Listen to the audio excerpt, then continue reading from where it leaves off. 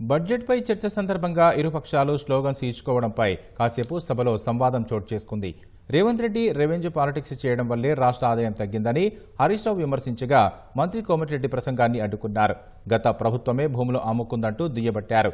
ఇదే పరిస్థితుల్లో మాజీ మంత్రి తలసాని శ్రీనివాస్ యాదవ్ ప్రసంగాన్ని అడ్డుకోవడం సరికాదంటూ విజ్ఞప్తి చేశారు. అబద్దాలు చెబుతా ఉంటే ప్రసంగాన్ని అడ్డుకోకుండా ఎలా ఉంటారంటూ మంత్రి శ్రీధర్ బాబు ప్రశ్నించారు. కర్ణాటక, మహారాష్ట్ర, తమిళనాడు, ఆంధ్రప్రదేశ్ సహా దేశంలో ఎక్కడా కనిపించని ఆర్థిక మాంద్యం ఇవాళ తెలంగాణలో మాత్రమే ఎందుకుంది? అంతా నాకే తెలుసని ఈ ప్రభుత్వం, ఈ ముఖ్యమంత్రి గారు అహంకారంతో, అజ్ఞానంతో, అనాలోచిత నిర్ణయాల వల్ల రాష్ట్ర ఆదాయం కుంటుపడ్డది.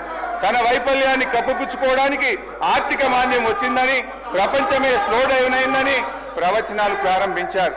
ఏ రాష్ట్రానికి లేని ఆర్థిక మాంద్యం తెలంగాణకే వచ్చిందా? మీ నెగటివ్ పాలసీల వల్ల, మీ రివెంజ్ పాలిటిక్స్ వల్ల ఈ రోజు రాష్ట్ర ఆదాయం తగ్గుతా ఉన్నది. రేవంత్ గారి పాదం స్పీకర్ సార్, మీ ధన్యవాదాలు సార్.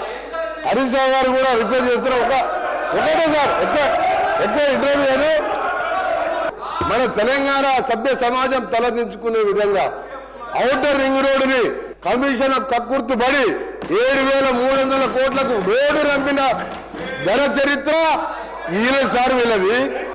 హరీష్ రావు గారు దేశంలో, రాష్ట్రంలో, మన దేశంలో కాదు ప్రపంచంలో ఎక్కడ కూడా మీ కట్టే రోడ్డు విలువ అధ్యక్ష, ఆ కన్స్ట్రక్షన్ కాస్తే 6,500 కోట్లు. రోడ్డు ల్యాండ్ ఎక్విజిషన్ కలితే కదా ఆ రోడ్డు విలువ 1,00,000 కోట్ల పైన ఉంటుంది అధ్యక్ష. రోడ్డు నమ్ముకుంటారు అధ్యక్ష. ఎవరైనా ఈయన భూముల అమ్మకాల గురించి మాట్లాడుతున్నాడు. హరీష్ రావు గారు భూముల అమ్మకాలు మాట్లాడుతారు. హరీష్ రావు గారు మొత్తం తెలియదు అధ్యక్ష. హరీష్ రావు ముందు పెట్టి మాట్లాడిపిస్తారు, వెనుక నడిపించే 2-3 ఉన్నారు. హరీష్ రావు మొత్తం తెలియదు. దయచేసి మీ చరిత్ర తెలుసుకొని మాట్లాడండి.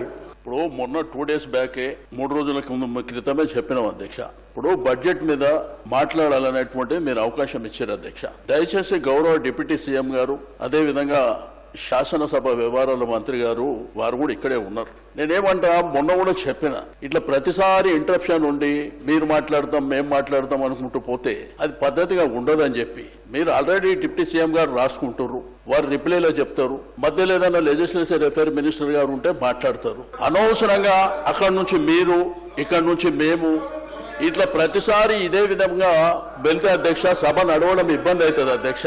దయచేసి మీరు అవకాశం ఇచ్చారు, మా హరీష్ రావు గారికి అవకాశం ఇచ్చారు, వారు కంప్లీట్ చేసిన తర్వాత మాట్లాడుకోమని చెప్పండి అధ్యక్ష. ప్రతిసారి ఇట్లయితే వాళ్ళకి ఇబ్బందే మాకు ఇబ్బంది అధ్యక్ష. ఇప్పుడు వాళ్ళు అడుగుతారు, మధ్యలో మేము అడుగుతాం. కాబట్టి దయచేసి మీకు రిక్వెస్ట్ చేసేది, దయచేసి మధ్యలో ఎవరికి అవకాశం ఇవ్వకుండా వారు కంప్లీట్ చేసిన తర్వాత మీరు మాట్లాడుకోండి. శ్రీనివాస్ యాదవ్ గారు నీతులు మాకు చెప్తా ఉన్నారు అధ్యక్ష. అటువైపు కూడా అందరికి చెప్తే బాగుంటుండే అధ్యక్ష.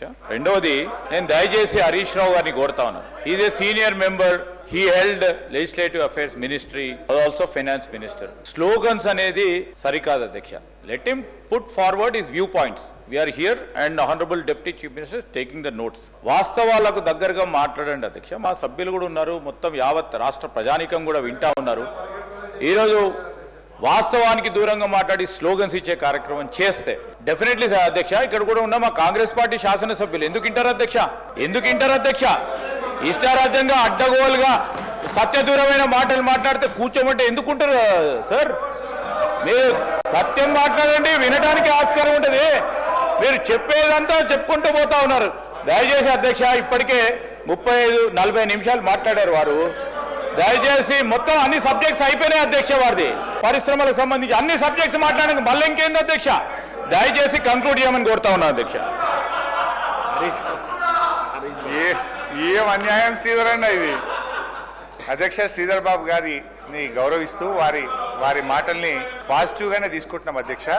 మా ప్రయత్నం ఏదన్నా ఉందంటే ప్రభుత్వం యొక్క దృష్టి ఆకర్షించాలి. గౌరవనీయులు బట్టి విక్రమార్క గారి దృష్టిని ఆకర్షిస్తే ఏదైనా కొత్త పేదలకు, దళితులకు, గిరిజనులకు లాభమైతుందనే తాపత్రయం తప్ప మిమ్మల్ని ఏదో విమర్శిస్తే మాకేదో వస్తుందనేది ఏం లేదు అధ్యక్ష.